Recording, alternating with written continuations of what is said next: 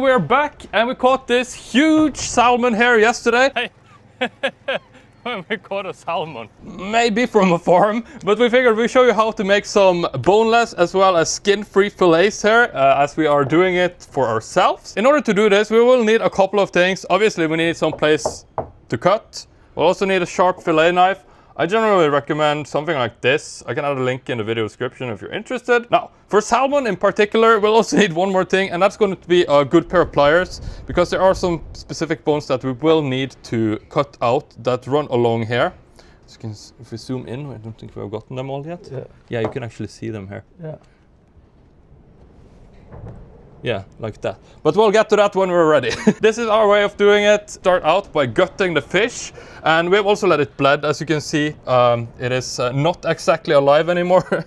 But we're going to start with the filleting process by going behind the pectoral fin here, and we're going to cut all the way down to the backbone of the fish until you can feel the backbone hit.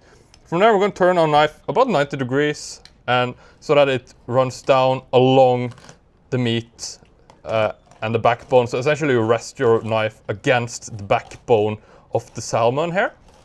And we just keep going down slow and steady. If this is your first time, just take your time with this until you reach the bottom of the back fin like that. Now let's have a look and see what we got here. Ta-da! Beautiful fillet.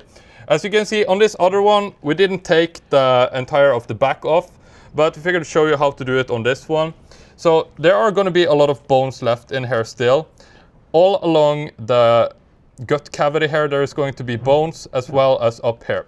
Now these bones we can take out with a knife. Easiest way is simply to place the knife right behind the bones and try to let the knife go against the bones as close to the top of the bones as possible, so that you don't end up cutting out unnecessary meat that you could eat. Very rhyming here today. So again, taking your time with this, if this is your first time, is really going to help. Also, a sharp knife, reasonably big. If you don't have a fillet knife, you could also try like a big chef's knife. That would probably work quite well.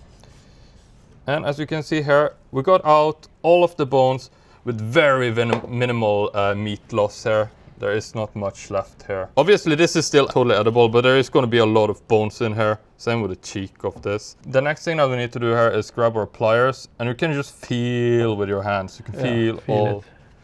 So this is going to be a little bit of a process and might be a little bit frustrating.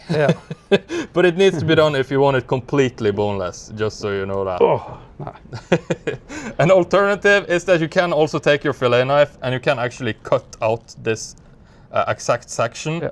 That might be easier, but again, you're going to lose some meat if you go about it that way. There we go. You can see that's how it looks. We're going to fast forward through this section so that you can get to the last portion of the video. Anyway, at this point, we're going to show you here. Now, we haven't taken them yet, but if you want to make this bone-free and skin-free, we need to take off this skin here as well. Now, you can totally fine to eat this. Kind of nice if you fry it up. But if you want to take off this as well, let's show you how to do it. So we're going to start by taking the fish here, and we're going to place it so that we have the back fin, essentially where it was anyway, facing towards us. And then we just make a small incision there at the back, and we press the knife down against the skin, and we start running our knife up all along the back, like so. And guess what? Ta-da!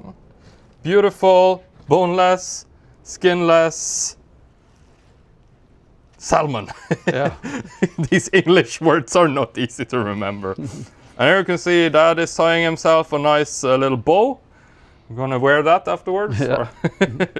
I guess the only part that's left to do is really cut it up into fillets if you want that. Yeah, and you can take the small bones. Yeah, you may want to inspect it over once or twice extra. You see how much omega-3 it's really. Anyway, we're going to finish up here. If you like this type of stuff, by the way, we make a lot of content about fishing and cooking, some cooking seafood, a lot of filleting and stuff as well.